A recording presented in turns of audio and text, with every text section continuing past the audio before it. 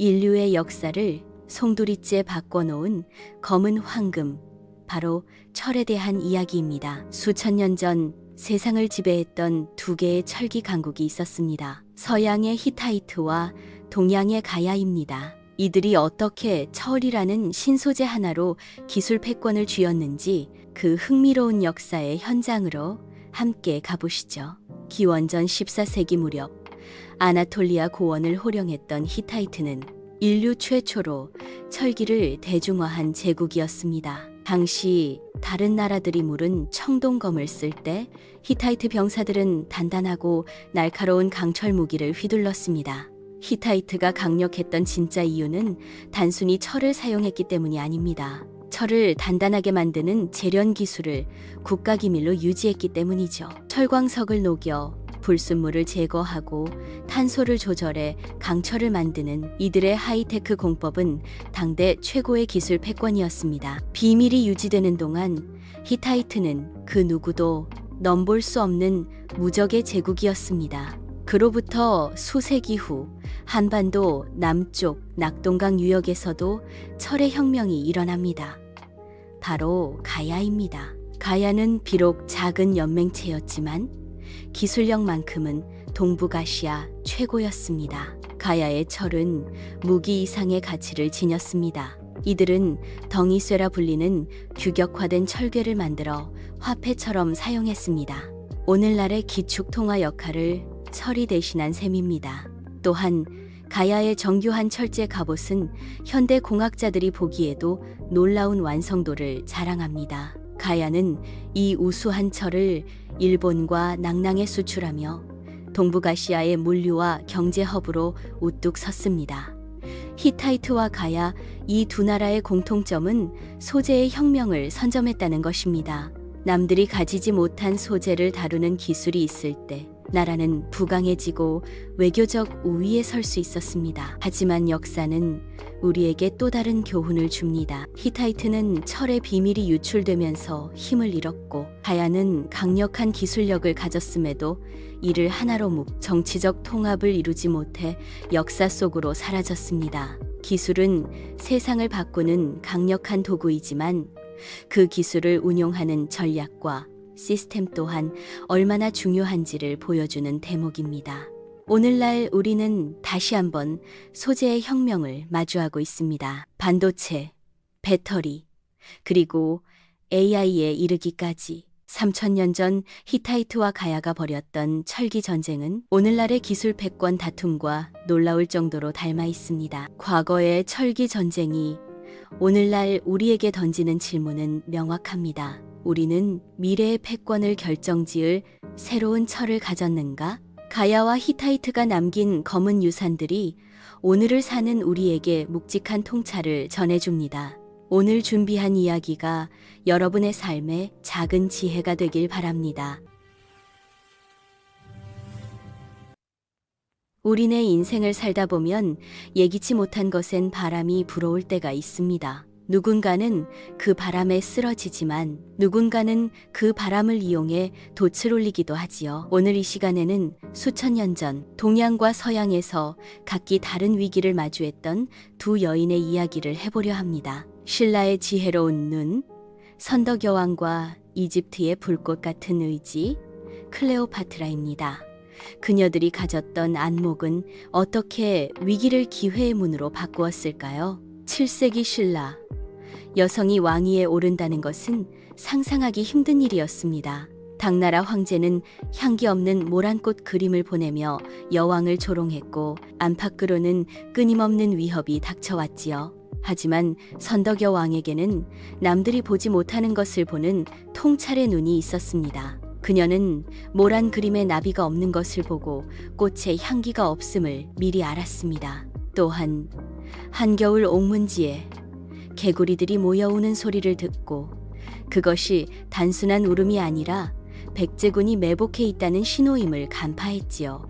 선덕여왕의 안목은 단순히 상황을 파악하는데 그치지 않았습니다. 그녀는 백성들의 마음을 하나로 모으기 위해 첨성대를 세워 하늘의 뜻을 읽었고, 황룡사 9층 목탑을 세워 나라의 위엄을 세웠습니다. 위기일수록 본질을 꿰뚫어보고 지혜로서 정면 돌파한 것입니다. 반면 지중해 너머 이집트의 클레오파트라는 전혀 다른 방식의 안목을 보여줍니다. 그녀가 마주한 위기는 거대 제국 로마의 압박과 권력 다툼이었습니다. 나라가 통째로 사라질 수도 있는 절체절명의 순간이었죠. 클레오파트라는 스스로를 카페세마라 로마의 권력자 카이사르 앞에 나타났습니다. 사람들은 그녀의 미모만을 이야기하지만 진정한 힘은 그녀의 전략적 안목에 있었습니다.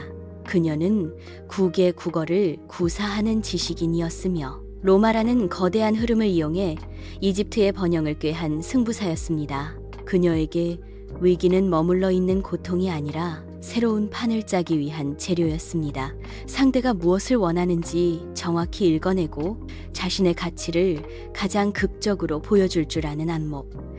그것이 클레오파트라가 위기 속에서도 역사의 주인공으로 남을 수 있었던 이유였습니다. 선덕여 왕의 안목이 고요한 호수처럼 본질을 비추는 지혜였다면 클레오파트라의 안목은 거친 파도를 타는 항해사의 용기였습니다. 은빛산장 가족 여러분, 지금 혹시 마음속에 해결되지 않는 위기가 있으신가요? 선덕여왕처럼 잠시 멈추어 상황의 본질을 꿰뚫어 보십시오. 혹은 클레오파트라처럼 이 위기를 어떻게 나만의 기회로 바꿀지 판을 다시 짜보십시오. 세월이 우리에게 준 선물은 바로 이런 안목 아니겠습니까? 오늘의 이 이야기가 여러분의 삶에 작은 등불이 되길 바랍니다. 걷다 매끈한 차체에 웅장한 엔진 소리를 내뿜는 슈퍼카가 지나가면 나도 모르게 시선이 머물지 않으십니까? 억소리 나는 그 화려한 자동차는 단순히 타는 물건이 아니라 남자의 야망과 성공을 상징하곤 하지요. 그런데 말입니다. 지금으로부터 1000년 전에도 그 시대의 람보르기니이자 페라리였던 존재들이 있었습니다. 기름 대신 뜨거운 피가 흐르고 강철 갑옷을 두른 채 대륙의 지평선을 가르던 전설들. 바로 고구려의 게마무사와 서양의 중세기사입니다. 오늘 이 두 철갑 야수의 비밀을 시승해 보겠습니다. 먼저 만주 벌판으로 가보겠습니다. 지평선을 검게 물들이며 다가오는 고구려의 자부심, 게마무사입니다. 말에게까지 철갑을 입혔다 해서 붙여진 이름이죠. 당시 철은 지금의 반도체보다 귀한 전략 물자였습니다. 말 한 마리를 무장시키는 비용은 요즘으로 치면 최신형 전차 한 대 값과 맞먹었으니 국가가 관리하는 국영 슈퍼카였던 셈입니다. 이들의 핵심 심리는 불사의 공포였습니다. 수백 개의 철 조각을 엮은 비늘 갑옷은 화살을 튕겨내고 칼날을 무력화했습니다. 적들은 이들을 보며 사람이 아니라 강철 괴물이라며 전의를 상실했죠. 기동력은 어땠을까요? 고구려 말은 작지만 단단한 과마였습니다. 70kg의 갑옷을 얹고도 험준한 산악지형을 박차고 올라갔죠. 요즘으로 치면 바위산을 타는 최고급 오프로드 SUV에 강력한 토크를 가졌던 겁니다. 이제 유럽의 푸른 평원으로 가봅니다. 은빛 갑옷을 입은 중세기사. 이들은 단순히 군인이 아니었습니다. 움직이는 귀족 저택이자 걸어다니는 빌딩이었습니다. 기사 한 명의 장비를 맞추려면 마을 하나를 통째로 팔아야 했으니 그야말로 도로 위를 달리는 강남 아파트였던 거죠. 기사들의 심리는 압도적 과시에 있었습니다. 번쩍이는 판금 갑옷은 자신의 가문과 명예를 증명하는 최고의 명품 수트였습니다. 이들의 기동력은 직선 도로의 끝판왕 하이퍼카와 같습니다. 거대한 군마에 올라타 오직 한 지점을 향해 폭발적으로 가속해 긴 창으로 꿰뚫는 파괴력. 시속 50km 속도로 달려와 부딪히는 그 충격은 오늘날 슈퍼카의 제로백과 같은 찰나의 폭발력이었습니다. 하지만 여러분, 이 화려한 슈퍼카들에게도 숙명은 있었습니다. 게마무사는 국가의 모든 기술력을 쏟아부어야 했고 기사는 영지의 전 재산을 말과 갑옷에 걸어야 했습니다. 무엇보다 그 갑옷은 너무나 무거웠습니다. 기동력을 얻기 위해 택한 강철의 무게는 때로 그들을 짓누르는 감옥이 되기도 했죠. 말에서 떨어지는 순간 혼자 힘으로 일어서기조차 힘들었던 그들의 모습. 어쩌면 평생을 가족과 일터를 위해 무거운 책임감의 갑옷을 입고 살아오신 우리 신이여, 여러분의 어깨와 닮아 있지는 않은지 생각해 보게 됩니다. 자식을 건사하고 이 사회를 일구기 위해 인생이라는 거친 전장에서 그 무거운 철갑을 묵묵히 견디며 달려오신 여러분이야말로 그 어떤 계마무사보다 강인하고 그 어떤 중세기사보다 고결한 이 시대의 진정한 명차라는 사실을 말입니다. 인생이라는 길 위에서 가장 빛나는 여러분의 질주를 은빛산장이 진심으로 응원합니다.